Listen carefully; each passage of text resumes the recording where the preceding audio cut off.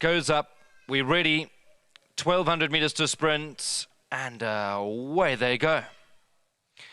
On the inside, Carnelo and Lulu's Boy, the first two to respond. After Hours from a tricky barrier gate has pulled itself up into second now. So it's Lulu's Boy in front from After Hours in second. Carnelo's in third against the panels. Then comes Fully Loaded in a good position. The red jacket and black cap. Run for Isla on the inside of that. Fort Lauderdale, Brosnan, written in stone, and Iron Tail needs to get past them all. They've just gone past the 800. They run towards the last 700 meters, and Lulu's Boy is in front. Gets away by 2 and a bit lengths with After Hours in second. Carnelo's in third, Fully Loaded, Run for Isla. Then comes Brosnan, Fort Lauderdale, written in stone, and Iron Tail. There's only 450 meters left to go, and it's Lulu's Boy is in a good rhythm, gets away by 3 or 4 lengths. After Hours in second. Carnelo, then comes Run for Isla. Fully Loaded has been hooked out for a run, but Lulu's Boy goes past the 200 and gone 4 lengths clear. Fully Loaded is out the pack and chasing, but Lulu's Boy still in front, crying for the line, gone 2 lanes clear. Fully Loaded's out the pack and chasing, but Lulu's Boy a very good win, beats Fully Loaded. Then came Run for Isla, Fort Lauderdale, and Iron Tail. A 4-time winner from 39 outings. Well done to Messrs. AJ Swanepoel, PJ Lawrence, and PL Willifee. Bred by Mr. Lawrence, this 6-year-old son of Byward. He goes to the inside. Even though he's on tired legs the last 50 meters, he's going to do enough. So well done to Querbus and to Dennis. Fully Loaded will come out second. Then came Run for Isla, and Fort Lauderdale was further back. All right, that's it from the commentary box. Thanks to all the punters out there as always. From a freezing cold VAAL racecourse, we'll chat from Port Elizabeth tomorrow. Good night.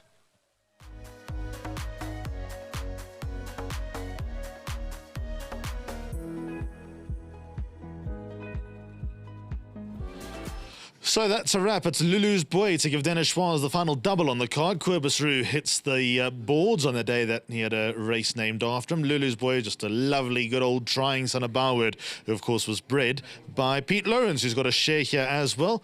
Dennis, was it always the plan just to stretch away and let them catch you if they were good enough?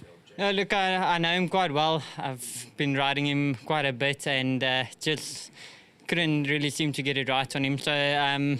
But I know him like the back of my hand, and he always tends to hang in. So when he broke so well, I decided to go to the front, and when the false rail came, just lean in a little bit on the rail and guide him home, and it seemed to work for him. Another rising 7-year-old who looks like he's still got some zest for life. Yes, definitely. He was a late starter. I think he only started his racing career as a 4-year-old, and hats off to Querbus Roo for his training feet on him and also getting him home again. Well done. The phone's ringing. But very well done, Dennis. Nice double to finish off the day. Good to see you smiling. Thank you so much, and yeah, big thanks to all the owners for their support and obviously all the trainers. Thank you. Playing cricket tonight? I'm not sure if we have a full team. You should come and join. Yeah, I'm overdue. Well done. Thank you. Querbus Roo, the winning trainer. There was a race named after you early on, so let's go back to the good old days. Obviously, you've been training for a very, very long time, had many good ones and bad ones through your hands, all good Flamingo Park and Bloemfontein days. And here you are with Lulu's Boy, still going in 2023. Yeah, it's all thanks to good people that support me and believe in me, which I really appreciate and am grateful for. But Lulu's Boy ran a cracker. I think Dennis judged the pace perfectly for his ability and capabilities. There's horses in the field that beat us before, and we beat them. I think the race was very close, but he did a brilliant job. Tell us a little bit about the placement of this horse, because I think that you've been a bit genius in the way that you've placed him, running him in the wrong races to figure out what the right races are. Is that the genius behind it? No, we know what the right races is, but, you know, his races come so far and few between, you know, it's difficult just to keep him in the stable for those races. You know, running him in those races, that's not suitable for him. He still ran very good races, but at least now and again he earns a stake check in those higher races that he's not supposed to be competitive in. And just shows you, you know, when he goes to track, he tries his hardest and he's always well. Clever, man. How are things back at home? Because it looked like you got a few nice 2-year-olds. How are the barns doing? Nice and full? Fuller? Yeah, it's fuller. There's always space for more good clients and good horses. But I get decent support and I'm thankful.